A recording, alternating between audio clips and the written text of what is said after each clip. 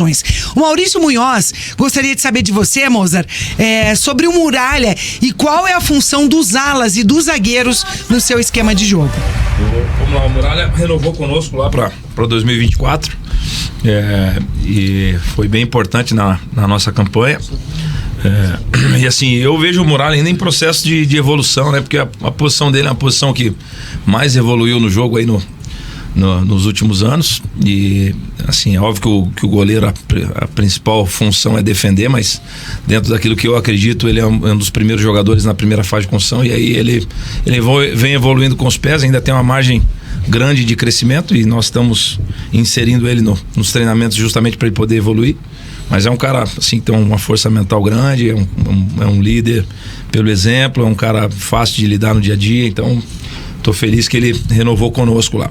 Com relação a zagueiros e laterais, assim, eu não chamo de ala, né? Eu chamo de lateral porque como eu jogo no 4-3-3 com pontas que eu prefiro que os meus pontas sejam jogadores de enfrentamento, e eu acredito muito no ponta de enfrentamento, porque o drible no futebol ainda é uma coisa que causa um desconforto grande para o adversário, e eu tento potencializar o drible no meu jogo, principalmente com os pontas que vão driblar no último terço do campo, próximo da grande área, onde o defensor adversário fica assim numa situação difícil de fazer uma falta, enfim, que ele está muito próximo do gol dele. E aí os meus laterais, eu gosto de lateral que tenha ímpeto ofensivo, mas que tenham um entendimento grande, que sejam construtores, que saibam jogar por dentro. Então, basicamente, os meus laterais, a função ofensiva é essa. E defensivamente, eles precisam ser animais, né? Porque no sentido... porque assim, eles precisam sustentar o enfrentamento, porque não dá pra você ter superioridade a todo momento no jogo, e aí eles precisam serem fortes no duelo defensivo, não que não vá ter cobertura, não vá ter dobra, mas eles precisam ter entendimento, né, de cobertura, de controle de profundidade. É uma posição complexa também, né? E zagueiros, eles participam da primeira fase de construção, mas eles precisam ser líderes, precisam ser concentrados. Uma das coisas que talvez não é tão avaliado no zagueiro, mas eu avalio muito, é nível de concentração. Eu levo muito em consideração isso, porque o goleiro e os zagueiros, eles não podem errar no jogo, porque normalmente quando eles erram é fatal. E aí a pessoa, né, quando no meu jogo, como nós normalmente ficamos em cima dos adversários, a gente tem essa capacidade de empurrar o adversário para trás. O zagueiro precisa ser concentrado para atacar marcando, ele precisa ser concentrado para quando perder essa bola saber o momento de correr para trás, até onde correr para trás para se reorganizar, enfim. Então eles são bem exigidos no meu jogo, né? E aí quando a gente vai buscar jogadores, zagueiros laterais, no caso o Muralha, que ele citou, eu tento buscar jogadores que preencham todos esses pré-requisitos. É óbvio que eles não vão preencher todos, e aí cabe a mim como treinador trabalhar e fazer os ajustes que são necessários fazer. Pergunta do César Augusto Marcante: caso eu recebesse uma proposta, trabalharia no Atlético? Trabalharia. É óbvio, assim, o Atlético é um clube de ponta hoje no Brasil, né? Eu tenho uma ligação grande com o Coritiba, sou muito grato ao Coritiba, mas profissionalmente falando, com certeza trabalharia no Atlético. E o Atlético, assim, diferente de outros clubes, você chega com um modelo bem definido, né? Seja perfil de jogador, seja modelo de jogo. Isso facilita muito a vida do treinador, né? E nos outros clubes, na grande maioria dos outros clubes, você precisa construir isso do zero. E muitas vezes não dá tempo de construir, né? Então, o Atlético, com certeza, ele está no meu radar. No CRB você trabalharia? Aí já fica um pouco mais difícil. Você é meio ídolo lá do CSA, né? Você fez bom trabalho lá. Foi 1 ano e meio. Eu tenho até um apelido lá, me chamam lá de Galego do Veneno, né? Lá no CSA, né? De uma forma bem carinhosa. Eu tenho um carinho muito grande pelo CSA. Eu acho que no CRB fica difícil, assim, eu trabalhar pelo que o CSA representa na minha vida. E aí, assim, a nossa vida é feita de episódios. Eu não quero filosofar aqui, que eu nem sou bom nisso. Mas assim, quando eu saio do Coritiba, eu sou muito grato eu sempre cito o Rodrigo Pastan nas minhas entrevistas, porque ele foi o cara que realmente me deu a grande oportunidade da minha vida. E se ele não tivesse me levado pro CSA, eu estaria aí remando ainda contra a corrente e contra o vento também. Então, porque a vida de treinador não é fácil. Você precisa de uma pessoa que te dê oportunidade. E o Pastana me deu essa oportunidade de ter me levado pro CSA. E a partir dali eu consegui demonstrar meu trabalho, né? Então, assim, eu sou extremamente grato a ele e grato ao CSA, então dificilmente eu trabalharia no CRB. É que lá é uma rivalidade bacana. Muito grande, né? Talvez maior que aqui até. Né? Assim, o Nordeste vê o futebol de uma forma bem diferente de nós aqui, né? ABC e América. Né? E a torcida do CSA é uma torcida fantástica. Assim, assim uma das lembranças que eu tenho em 2021, nós estávamos subindo até os 43 do segundo tempo, né? Então, assim, é uma coisa que eu vou me lamentar pro resto da minha vida. Nós ganhando o jogo do Atlético do Brasil de Pelotas em casa, 4-0, e o Avaí perdendo pro Sampaio em casa, depois empatou com o Sampaio aos 43 vir e tira o nosso acesso, né? Sim, mas a torcida fez uma festa fantástica assim lá no Rei Pelé, né? Então são lembranças boas que eu tenho lá de Maceió.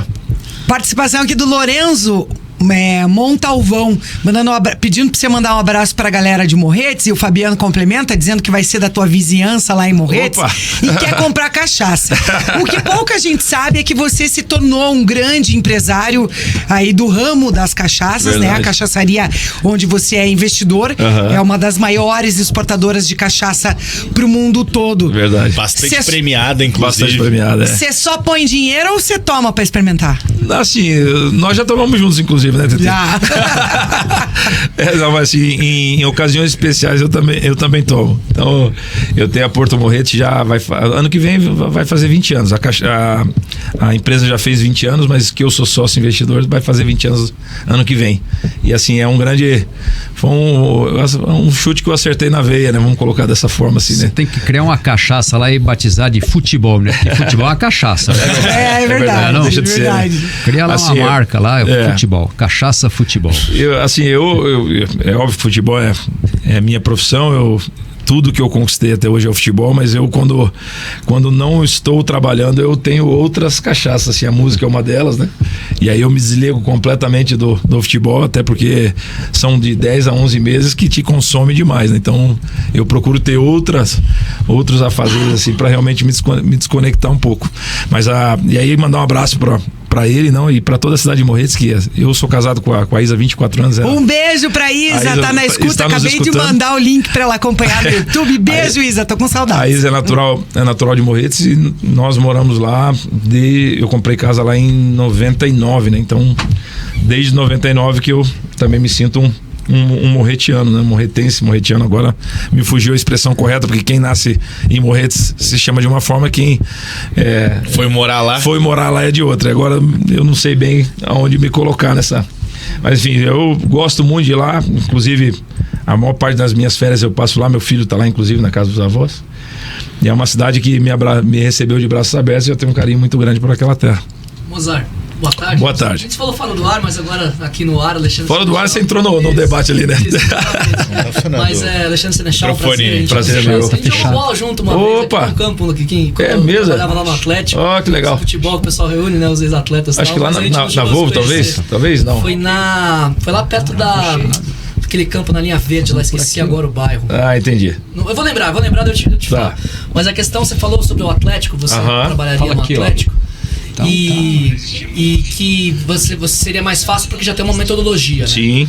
Quanto tempo um treinador no Brasil, no geral, precisa para conseguir colocar o seu trabalho de fato do jeito que quer que fique? Quanto tempo para você conseguir fazer com que o time jogue da maneira com que você espera? Porque a gente sabe que aqui se assume, aí tem 2 semanas, aí já tem competição, já começa o campeonato, já tem depois os nacionais, então é tudo muito rápido, né? Assim,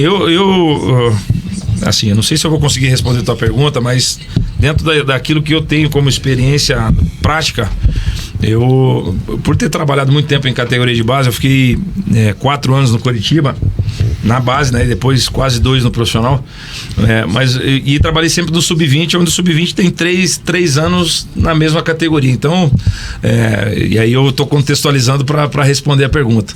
Quando você tem 3 anos na mesma categoria, o processo do primeiro ano para o último ano é um processo bem diferente. Então, o jogador de primeiro ano ele vai chegar num nível na tua mão, o jogador de último ano ele tem um outro nível, já está no estágio mais avançado. Então, pela experiência que eu tenho de treinador de categoria de base, eu colocaria que um processo de aprendizagem, de melhoramento, de ajuste, ele gira em torno de 5 a 6 meses. Então, eu acho que é um período assim, mínimo que o treinador colocaria realmente as ideias dele, que o time teria a cara dele, que ele teria feito os ajustes, inclusive de troca de jogadores dentro desse processo, porque o jogador também ele precisa estar engajado.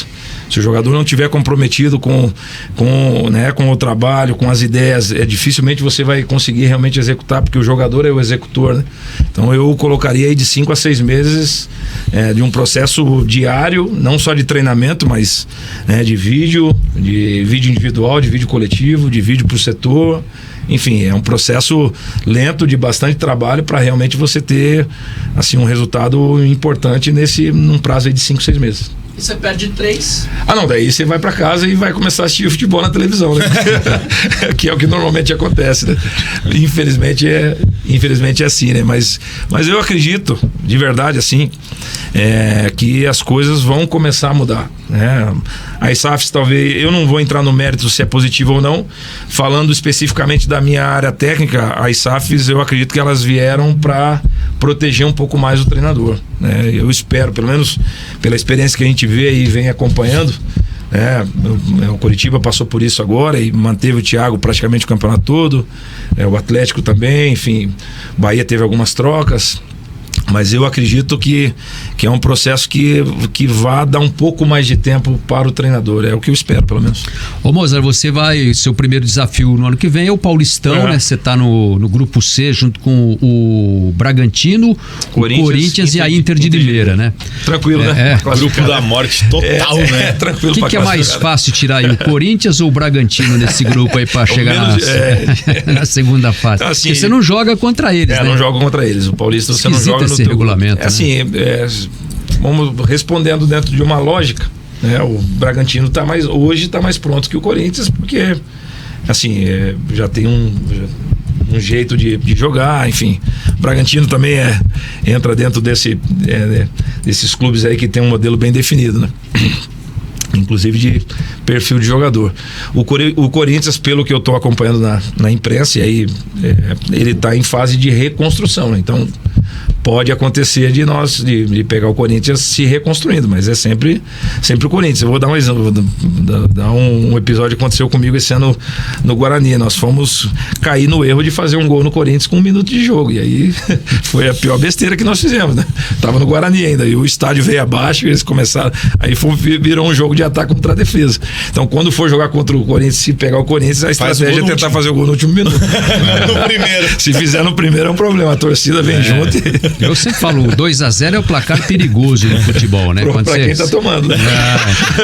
Jogo eu falava pra quem tá tomando os 2-0 realmente é bem perigoso. Não, mas você não consegue. Você tá ganhando de 2, aí você toma 1, aí fica perigoso, né? Mas eu particularmente gostaria de iniciar o jogo ganhando de 2.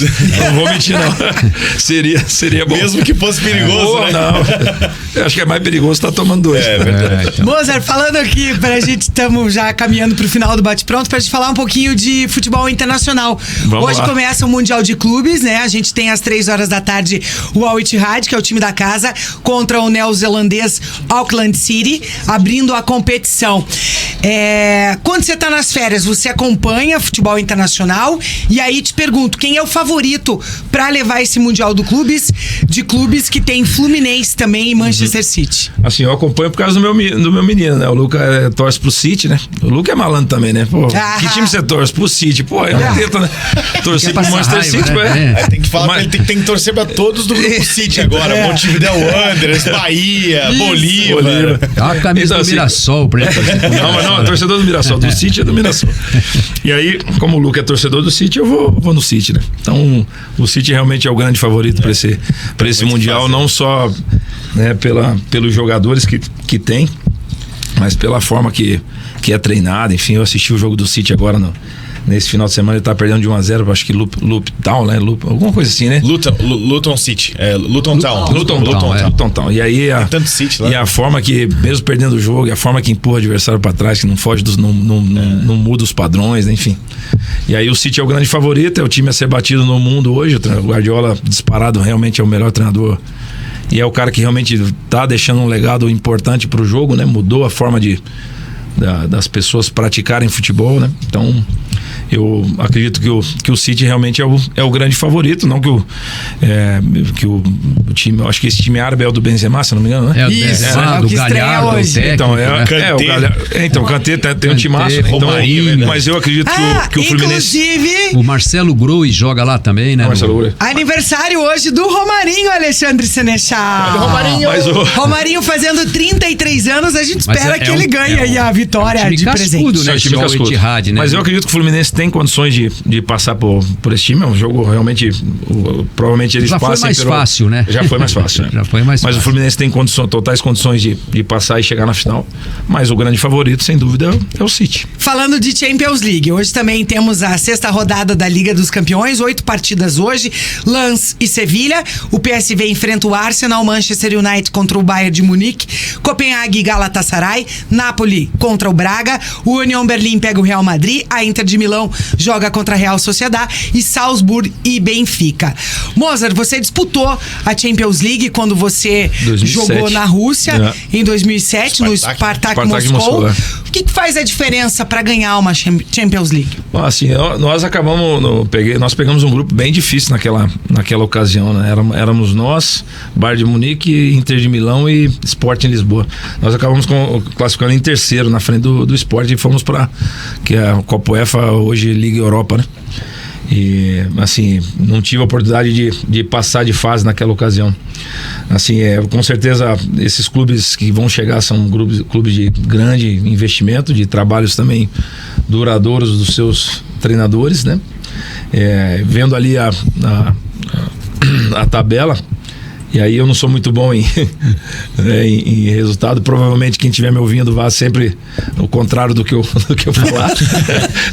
Mas eu colocaria aí o Lens ganhando do Sevilha. Eu tive a oportunidade de jogar de 96 a 98 no Bordeaux da França, e a categoria de base na França ela é tratada de uma forma um pouco diferente. Lá eles chamam de centro de formação, né? Então realmente é um trabalho bem especial que eles fazem lá. Então, e abrange inclusive escola, enfim, é um trabalho bem completo que a França. E aí eu vou no Lens aí, que eu tenho um certo carinho lá pela França. Eu morei 2 anos lá e aprendi bastante. PSV e Arsenal, apesar de eu gostar muito do Igor Paixão, que foi meu atleta aqui na base do Coritiba, e no profissional eu vou no Arsenal. Não, o Igor tá no Feyenoord. Desculpa, aí é uma gafe minha, mas é holandês. É holandês também. Mas tá no Feyenoord, então verdade. Pode torcer contra. Tá na Europa League, né? Liberado. Tá na Europa League. Não, tá na Champions. Tá na Champions também. Joga amanhã. Joga amanhã esse. Mas vou no Arsenal, que o Arteta é um cara que eu também gosto bastante, e o Arsenal de novo tá jogando muito bem. Muito bem. E aí o Arteta, assim, vamos pegar o gancho do Arsenal. O Arsenal, se você parar pra pensar, é óbvio que tem poder de investimento, mas tem um perfil bem específico de jogador, né? Então contrata jogadores que são jovens, que estão em fase final. Fase final de desenvolvimento ainda, são jogadores que estão ainda sedentos por informação. E aí eu acho que vale a dica até para nós aprendermos um pouco com um clube desse tamanho que é o Arsenal, né? Enfim, vamos lá. Manchester United e Bayern. Copenhague, Galatasaray, Copenhague, Napoli, Braga. O Napoli, o Walter Mazzarri foi meu treinador no Regina, então vou torcer pro Napoli. União Berlim, apesar de ter feito uma temporada boa, mas eu vou no Real. E tem o melhor jogador do mundo hoje, que é o menino lá, o Jude Bellingham. Tá maluco, é bom de bola aquele moleque. Muito. É o melhor jogador do mundo. Dá o que é fã dele. Eu sou Inter. E vou no Benfica. Benfica e Salzburgo, vou no Benfica. A gente tem uma discussão sobre ingleses, né? Em que ele fala que o Beckham não jogava nada, só batia falta. E era bonito, né? Pô, o Beckham. Você acha que o Beckham não jogava nada? Não, jogava muito. Assim, apesar de. Mozart, quem jogava mais, Beckham ou Gabiru? Quem jogou mais na minha cancha? Não, acho que o Beckham. E é muito, Beckham e muito mais bonito que o Adriano. Que o Adriano foi meu parceiro. O Adriano. Sou feliz pelo gol que ele fez com o Inter, mas o Gabiru ali. O Beckham. Só o cabelo do Beckham já vale o Gabiru. O Gabiru inteiro. O Beckham não jogou mais que o Mozart, tá? O Beckham não jogou mais que você. Não. Só pra gente falar. O Bellingham é o maior craque inglês desde Bob Charlton, tá? Só o Bellingham. Assim, me lembra muito o Zidane. De lá pra falar isso. Só que ele tem uma passada mais larga, então ele chega mais na área. Eu tive a oportunidade de enfrentar o Zidane 2 vezes na minha carreira, assim, e foi o jogador que mais me chamou a atenção. Assim. assim, de mais assistir ele do que enfrentar ele até, né? E eu acho que o Béria tem como a grande referência dele, eu acho que o Zidane, até pela forma de correr, de dominar a bola, né? Já domina tirando o adversário e tal, então usa a camisa 5, que provavelmente não é uma coincidência, né? Então, com certeza hoje pra mim é o jogador que mais me chama a atenção, mais agradável de assistir hoje no futebol mundial, é ele. Papo bom, pena que termina, acabou, né? Amor?